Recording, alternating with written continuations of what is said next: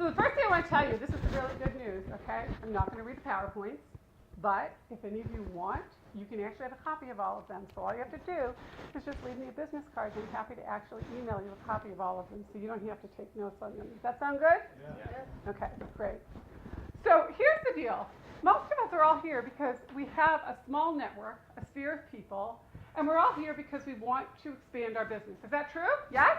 Yes. Yeah. I mean, we all like each other, and it's great to network online, but the truth is that we have to do a combination of both, right? Well, if your network was this big, what would happen? Most of the time, you'd be starving, right? But what if after the next, how much time do I have to talk here, Will? As much as you need, 15. 15, and what's the next 15 minutes? I could give you some tips on LinkedIn on how you can take your network from here to here. Would that be awesome? Okay, that's exactly what I'm going to do.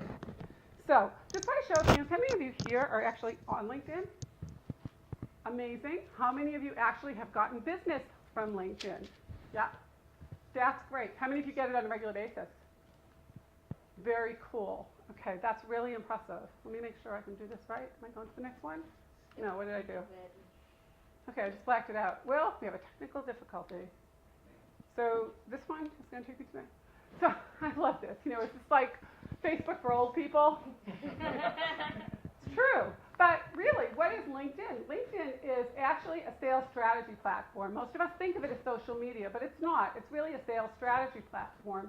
And what we're doing is we're actually looking to connect with our prospects, our clients, our referral partners. Is that why you guys are all on there? Yeah. Okay, you're not on there because it's like Match.com, right? You're really not on there looking for your next date? I love this, okay? Anybody know Lee Neesland? Says, I don't know who you are, but I'll look you up on LinkedIn and I will find you. But here's really who is on LinkedIn. If you take a look at this slide, it's your ex-colleagues, it's your customers, it's your friends, it's your prospects, it's actually the people that you went to school with, okay? It's all of that. And the way that most people connect on LinkedIn is they just typically send out the standard invitation. Is that what many of you do? Or do you personalize it? You personalize it. And that's really the secret. So if you actually know some statistics about LinkedIn, if you're not using it, or you're using it just a little, or you're one of these people that kind of has a profile and people send you invitations, but you're not really sure what to do with it, take a look at these statistics. 40% of people on LinkedIn check it every single day. How many of you check it every single day? I do. Okay, I don't even look at Facebook except to know what my daughters are doing. But LinkedIn, yes, okay? And the average user spends about 17 minutes per month, which I think is really amazing, considering there's 2 new members every second, and there's more millionaires on LinkedIn than any place else. And they're sharing insights. I love this one statistic. It said that in a study of over 5,000 businesses, HubSpot found that traffic from LinkedIn generated the highest visitor-to-lead conversion at 2.74, almost 3 times higher than both Twitter and Facebook. So enough with the statistics. How many of you know that your profile is really key? Okay? So one of the things that you need to know about your profile is that you need to actually have a headline that's going to grab people, because you know the old expression, you had me at hello? Well, what's the first thing that people see? I actually met with somebody yesterday. She was an HR director for a very large solar company. And I looked at her profile, and it was a picture of her holding a baby. And I said, wow, why do you have this picture there? And she said, oh, well, we do this annual toy drive, and this is my niece. And I said, that's awesome, but you know what? Are you looking to attract some really great salespeople to your solar company? She said, yes. I said, put yourself in the position of the person looking for a job. Is this somebody you'd want to connect with? She's holding this adorable child. No, you might want to change the picture. So I put up Conan O'Brien because, you know, kind of fun, and he actually did do a LinkedIn profile. But summary experience. Now, how many of you have a summary on your LinkedIn profile? Okay, let me go one step further. How many of you have your summary in first person? How many of you have it in third person? Okay, you want to do it in first person. Why? Because you always want to put yourself in the position of the reader. If you are looking to attract somebody, you're looking to attract your ideal client, okay? Who are you looking to attract on LinkedIn? Who's your ideal client? CPAs. CPAs, you got to talk to Bill over here. He's the expert, okay? You want to talk about connecting? Bill actually knows how the DNA of CPAs work. So you want to connect with CPAs, okay? I'm sorry? What's a CPA? A certified public accountant. Okay. So you want to connect with CPAs, okay? What do we know about CPAs? What do you know about them? Pretty much they handle the business. But what's their personality type? Typically. Typically kind of serious. Introvert. What else? To themselves, yeah. Bill, what about CPAs? You're the exception because he's a fascinating guy. But what about CPAs? Are they typically what? Introverts? Boring, introverted, shy. You get the idea. But CPAs are a good referral source for you? Okay.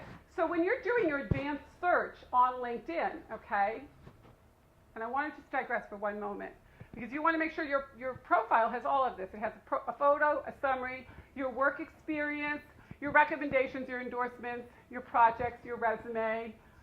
It's got all, it's actually SEO optimized, okay? In fact, I'm going to just jump through and show you. That's the top of my LinkedIn profile, okay? Now, the first thing that you're going to notice is I used quotes in my headline. Why? Because I'm going to be found first when somebody goes to look for a life insurance specialist or a LinkedIn trainer in San Diego. I put quotes, okay? It puts me ahead of it. It's just a real clean picture, and it's got my URL on the bottom, which is linkedin.com/in/my name. Tells you I have 500 plus connections. It's all about gaining trust, but I want to get to just one slide here, and I'll come back. Okay. So here, if your profile actually looks like a CVS receipt, anybody ever been to CVS? Yeah. Oh my God. Does it have more coupons on it? It just keeps getting better and better. Well, here's what happens. You're going to be looking for CPAs. So if your profile actually looks like that CVS receipt, you have 500 plus connections, a headline, a summary in first person. It gives your contact information. You guys want an amazing tip? Okay? In your summary, put your contact information. Do you know why you do that? Because what if somebody is searching for you and they're not your first level connection? Okay? They may be a second level connection and you want to reach out to them. If in the summary you put, please feel free to reach out to me, and you put the phone number and the email address you want them to find you at, they're not going to have to go connect with you first, okay, and go through looking for your website and doing all that hard work. So put it there. Make it easy. And by the way, your SEO, again, is part of that contact information. So it's really important that you actually put that there. The other thing is, that's where you're going to be doing all the SEO, and we have actually an expert here that does that. But I want to come back to you. What's your first name? Juan Carlos. Juan Carlos. So Juan Carlos, you're looking for CPAs, yes? Okay. So one of the things that happens when you're looking for CPAs, I think I'm technically falling apart here, is you want to search using psychographics. Has anybody ever heard that term before? You have? Yeah. You're the expert on it, right? So with psychographics, here's what happens, and this is very cool. You're going to look for things that you actually have in common with the people that you're searching for. So you might want to look for the school that you went to.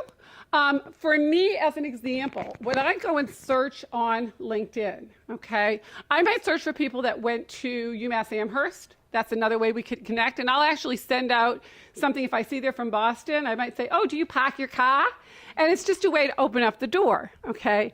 I don't know. I've actually done landmark education. Anybody ever done landmark? Okay, so I've done landmark. Whenever I send out something and I say, oh, I see you're a landmark graduate. Have you taken the money course? Love to talk to you and see how I can be a resource to you. Instant connection. Am I looking for their business? Maybe. But what I'm really doing is I'm looking at the psychographics. So I want to know, I want to find an area of common interest. And sometimes you can't find it. Isn't that true? But don't most of these people have a Facebook page? Don't they have something else? So when you're thinking about who you're going to look for, yes, you do want to look at the psychographics, but you also want to look at the demographics. And you need to learn how to use the search features on LinkedIn. If you do, you are now holding the key to the castle, okay? Would you agree that that is true? There's our lead generation expert, okay? So what you really have to remember, and this is like so important, if you wouldn't do it offline, don't do it online. One of the best things that I do, literally, in my business, and I walk the talk, I build my life insurance business using LinkedIn, is I find somebody that I think either has my ideal client or potentially is my ideal client. And sometimes even before I connect with them, I just pick up the phone and I'll say, hey, Bill, this is Rhonda. I found you on LinkedIn, and it looks like we have a lot in common. There's probably a lot of ways I can help you with your business. I'm just wondering if you might have a few minutes and maybe we could talk. I have never had a conversation that went less than 8 minutes. Okay? Nobody has never wanted to talk to me.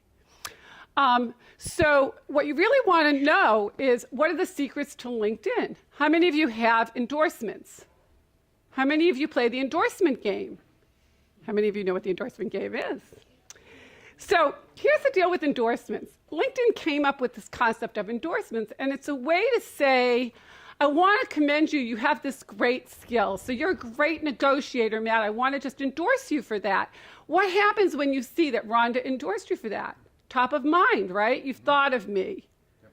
So if you actually do, and I teach this, I teach people how to do the endorsement game. You pick those people that you want to stay top of mind with. We have a real estate person here, right? I'm sure there are many people that you want to stay top of mind with. Why? Because 11% of people use the same realtor twice. That's what NAR says, right? So you need to stay top of mind.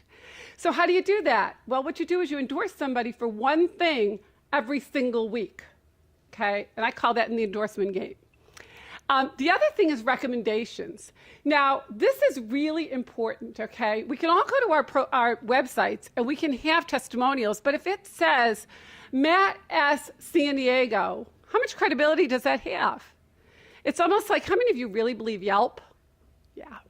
So a recommendation is something that somebody wrote that you accepted, and then you can turn around and look at their LinkedIn profile and actually see who that person is. Now, you're standing there with a client and you can say, you know, I could tell you how great I am, but let me show you the 10 or 20 people that actually, what they've said about me.